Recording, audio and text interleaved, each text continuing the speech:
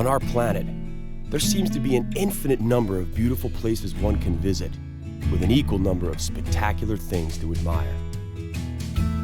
It requires nothing more than a curiosity to observe what is all around you. The miracle of nature manifests in countless ways, from breathtaking vistas to the simple movements of a common heifer. The purpose of this program is to present you with the extraordinary diversity of our miraculous blue planet so that you can discover these things for yourself. In search of more miracles of nature today, we shall venture into the Mexican seaside state of Veracruz in the southwest of the country. We will admire the unbelievable colors of locally grown orchids, find out how vanilla is grown, and discover how brown sugar is made. To top things off, we will witness one extraordinary ritual. Later, we will visit the Cayman Islands in the Caribbean. The 3 islands are relatively small with regard to surface area, but are inhabited by some remarkable animals such as sea turtles, friendly rays, and other types of fish, as well as the fascinating blue iguana.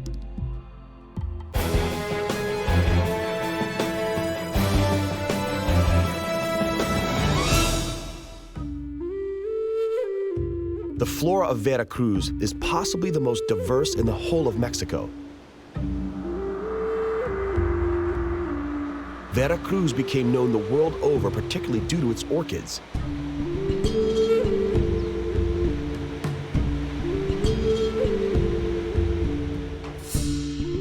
The forest-covered landscape of the Sierra Madre Oriental foothills makes an ideal habitat for wild orchids. Here, they have over 400 kinds of orchids. These orchids are cultivated here, and this is one of the few job opportunities for the people of Veracruz.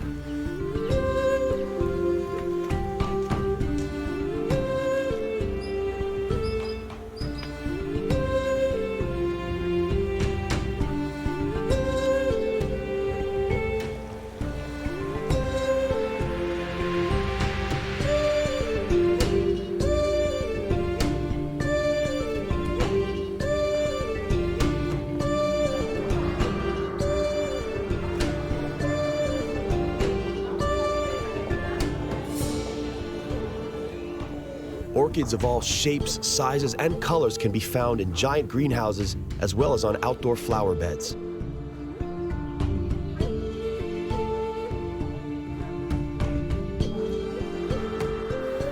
The tropical kinds of these flowers need heat and high humidity. Many of the orchids are exported on a large scale to the rest of the world.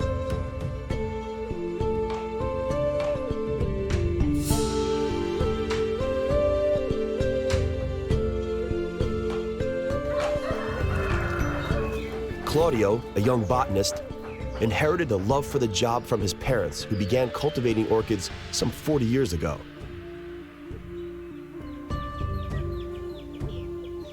According to him, the ideal microclimate for orchids is 10 meters above the ground because this is where the trees create a natural shade. There are excellent conditions for orchids in Claudio's garden, and the flowers thrive here.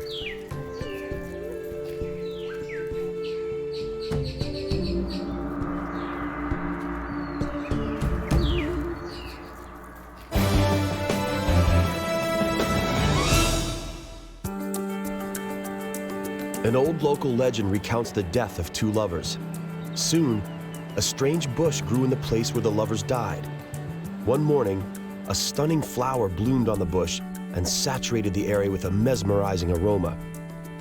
It was vanilla, an orchid, which produces beautiful flowers as well as fragrant pods. The people of the Totonac Indian tribe, which initially inhabited today's Veracruz, were known to add these pods to their favorite drink made from cocoa beans. Mexico was the exclusive producer of vanilla until the first half of the 20th century. People were unable to artificially pollinate vanilla, unlike a single kind of local bee and several kinds of hummingbirds. Today, vanilla is also grown artificially in glass containers. The flower must be first cut open to disturb the partition between the stamen with the pollens and the stigma. It is then pressed together, resulting in self-pollination. Once harvested in November, The vanilla pods are alternately dried in the sunshine and in the shade so as to preserve their typical aroma. The ancient Mexican civilizations knew the aromatherapeutic properties of vanilla and used it commonly in medicine. The fragrant capsules are still being made into all kinds of figures and shapes.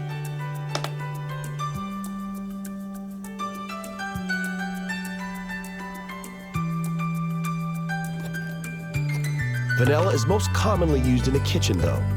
It's usually added to salads, soups, and even drinks. One of the traditional local dishes is trout with vanilla sauce.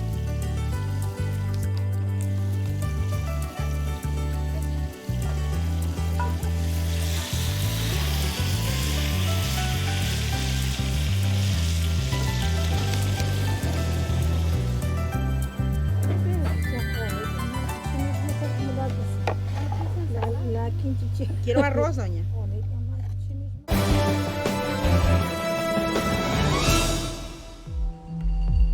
The majority of local inhabitants are Catholic, but the Catholic faith is often combined with traditional Mexican myths.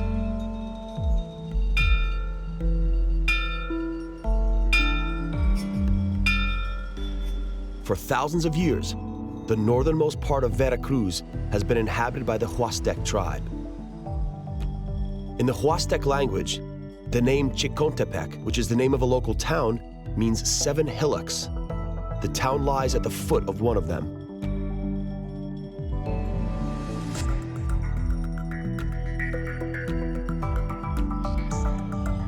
Traditional medicine is a lot more accessible as well as more trustworthy than Western medicine for many of the locals. Many natives are still more likely to seek the assistance of a shaman rather than an accredited doctor. A shaman always commences a detoxification by requesting God grant him permission to cure the patient, offering him sacrificial gifts in return. Only then may he initiate the healing process.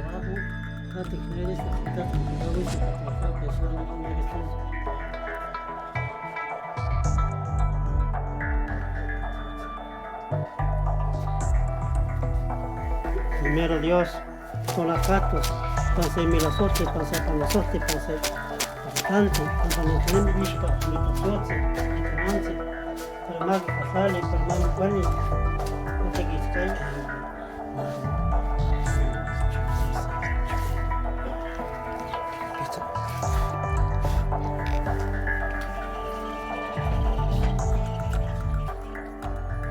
A peculiar altar indicates the blending of elements of Christianity with local traditions. The patient shows gratitude by lighting a candle.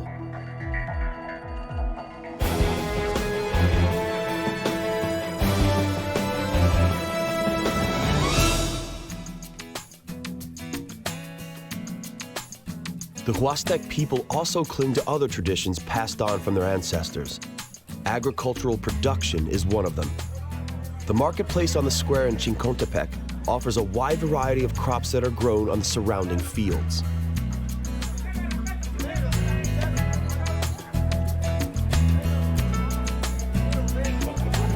Sugarcane, also known as panela, is one of the commodities often sold at the market. It's one of the most important crops in Veracruz, ever since Christopher Columbus first brought it to America. A long process precedes its sale at the local market. The tall sugarcane stems are harvested by hand, and then they are tied into large bundles and brought to the mill. Although it may not seem so at first glance, the mill in Chicontepec is considered to be a modern one. In many parts of Veracruz, the mills are still driven by animals, either mules or donkeys. The process is pretty simple. The stems are crushed in such a way to release as much sweet juice as possible. Bagasa, the pressed leftovers, are not wasted. They are used to feed the fire beneath the cauldron with the acquired juice. First, the juice is cooked for several hours, and then the same time is allowed to let the liquid sugar set.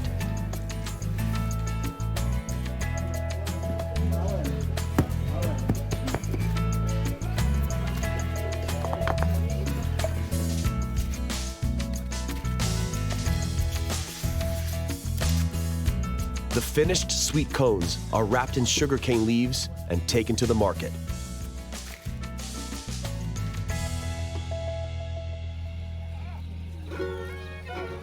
While the men work at the sugar refinery, the women are busy embroidering traditional folk costumes.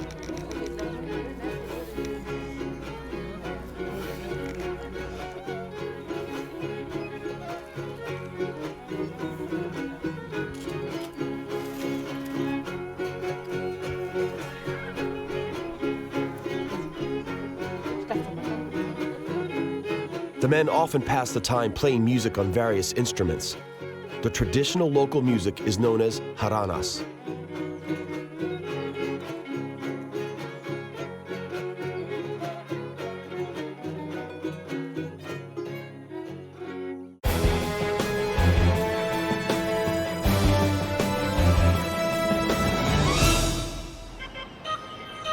The town of Papantla, which stands for the place of thundery birds, is the site of a certain ancient ritual, the so-called Dance of the Birds, or voladores.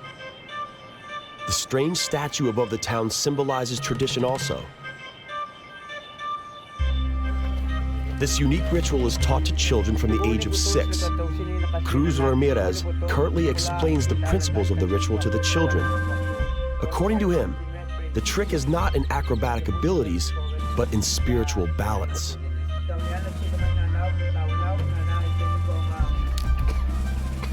A lengthy training is required.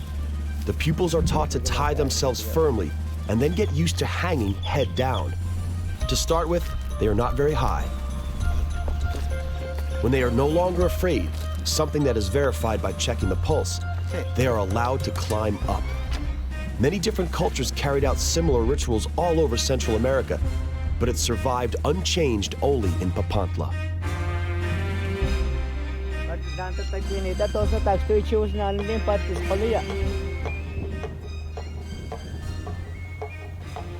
The natives of Papantla, the Totonac Indians, perform this ritual flight only once every year before the sowing season.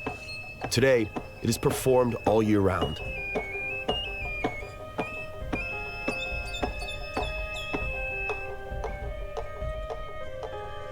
Every ritual begins and ends in a shrine by the altar of the goddess of the earth. Voladores first asks for her protection and then expresses thanks.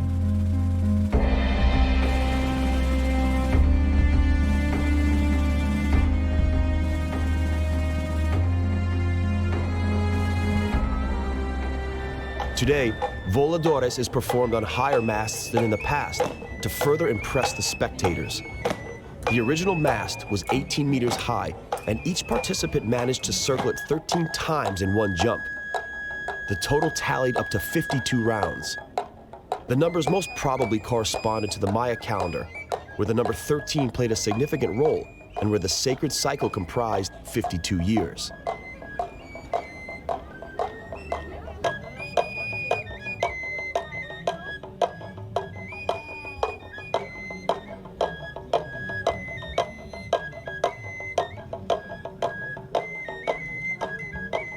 The role of the musician is very important.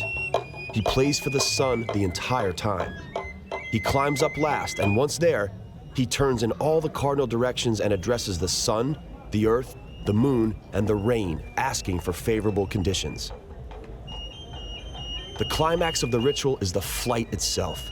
The men, tied by a rope around their waist, with arms spread for wings, descend to the ground and plead that abundant warmth and water finds its way to their fields.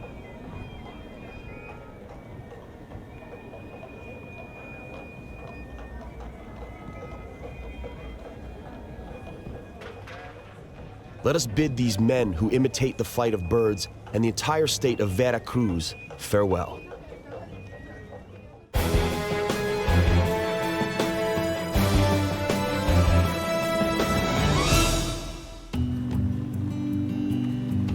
In the Caribbean Sea, northwest of Jamaica, lie a trio of islands known the world over as a tax haven. Welcome to the Cayman Islands.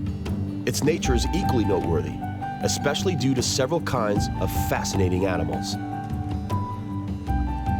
Las Tortugas, Turtle Islands.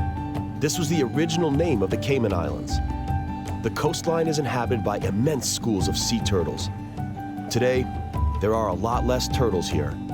They are being hunted despite the prohibition, but mostly their natural habitat is being destroyed. The turtles reproduce by laying eggs on the beaches, where one hotel next to the other springs up. As a result, there is often no room left for the turtles, which take decades to reach reproductive age. Fortunately, turtle farms like this one are being set up. These people are determined to protect the turtles so they may not become extinct in the 21st century.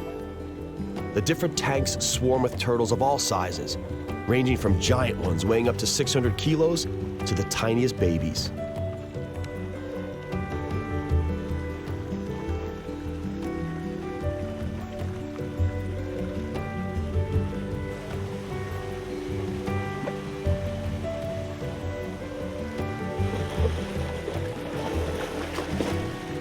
The local keeper says that turtles do not swim, but fly in the water.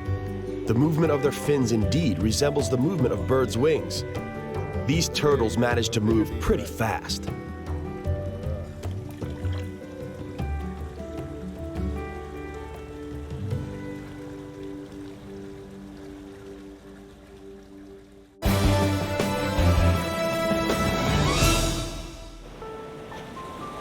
The Cayman Islands are a sunny paradise throughout most of the year, but come fall, the hurricane season sets in. Most hurricanes just miss the Cayman Islands, but the side effects of them passing so close are strong winds and heavy rainfall.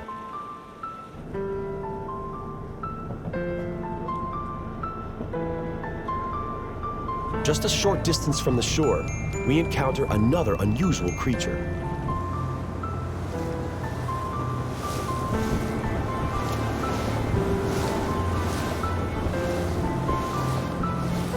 These strictly protected rays appear a little like a rubber rhombus.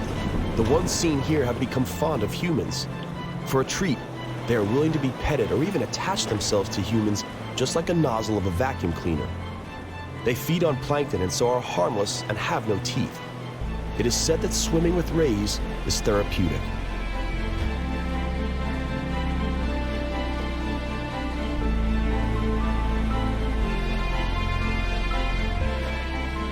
The rays actually appear tender and cuddly. The story that they are capable of embracing a human with their wings and killing them is only make-believe. They do have a thorn equipped with mild poison in their tails, but they only use that in extreme situations for self-defense.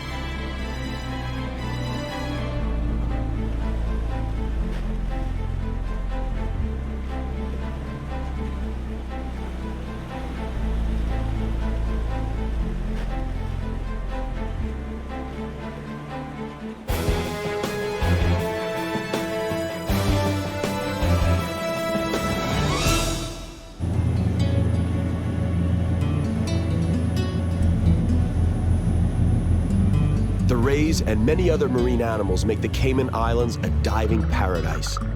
Fall is not the best time, though, due to the waves churning up sand that reduce visibility. Despite the unfavorable weather conditions, there are plenty of fish with all shapes and colors.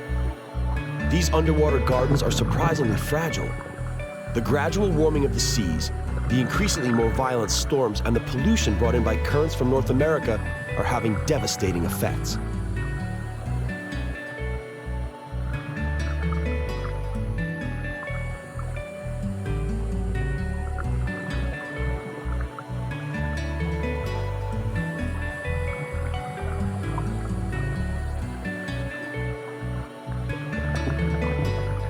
The fish population is also being depleted by the stunning yet poisonous lionfish, which has no natural enemy in local waters. It most likely got here during a hurricane or someone's aquarium.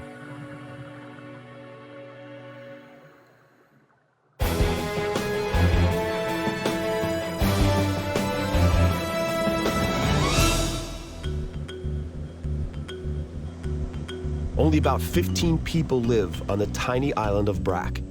There is no industry whatsoever, and therefore no pollution. As a result, nature has maintained its unique character.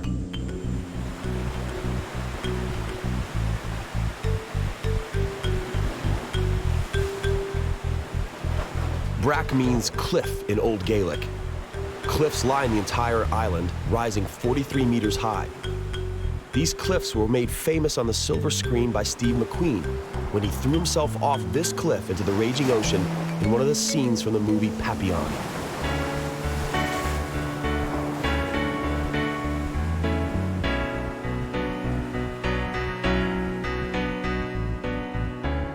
The limestone massif protects beautiful saltwater lakes. The ever-present mangroves are capable of processing seawater. These mangroves are crucial for the island because the roots hold the island together and protect it from the assault of frequent storms. As a result, an incredibly diverse ecosystem survives here, making it probably the island's greatest treasure.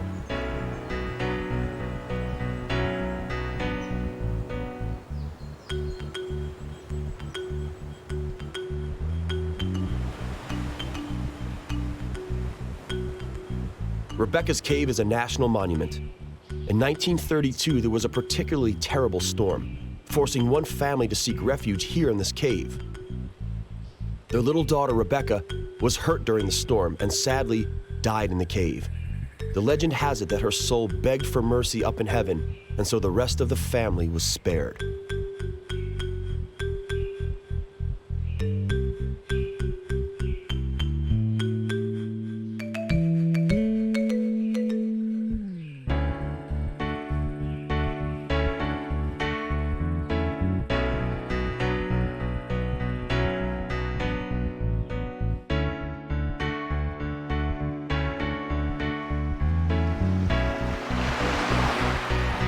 It is not the only cave on the island.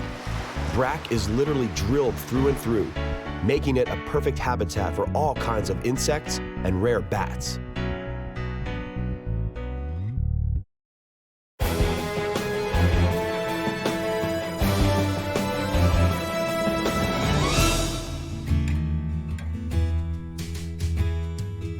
A reservation where large birds live, the red-footed boobies, takes up most of this island.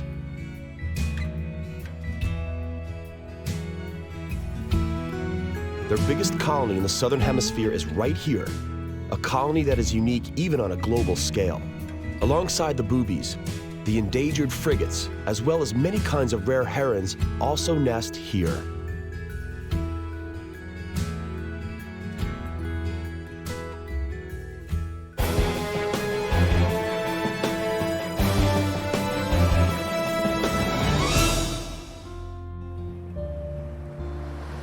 Why the islands are called the Cayman Islands remains a bit of a mystery. There are no crocodiles here. An error made by Sir Francis Drake is probably the reason. He considered these strange lizards to be a type of crocodile. The lizard in question is the endangered blue iguana, only found on the Cayman Islands. Prior to colonization, the iguana was plentiful, but a few years ago, only 15 were left. Early in the morning, when it's cool and overcast, the iguanas are very dark, but they change color with increasing warmth. When they're warm or excited, they're a very beautiful blue color, especially the males when reproducing.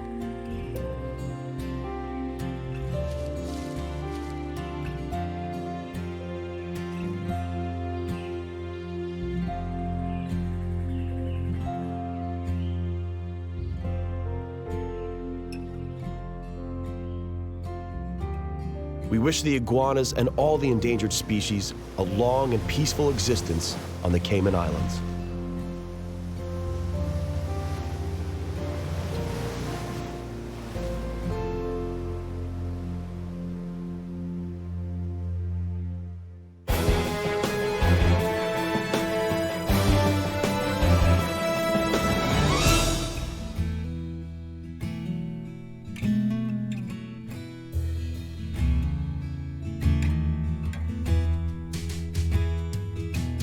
Our journey to the miraculous nooks of our planet comes to an end for now. On the next exploration of our compelling and bountiful planet Earth, we shall uncover the mystery of the wealthy Austrian region of Salzburg, the pristine natural beauty of Portugal that is yet unaffected by mass tourism, and wrap it all up on the extraordinary island of Corsica, where on a small surface area we shall discover both a wild coast and snow-capped mountain peaks. That's all right here on Miracles of Nature. We hope you'll join us.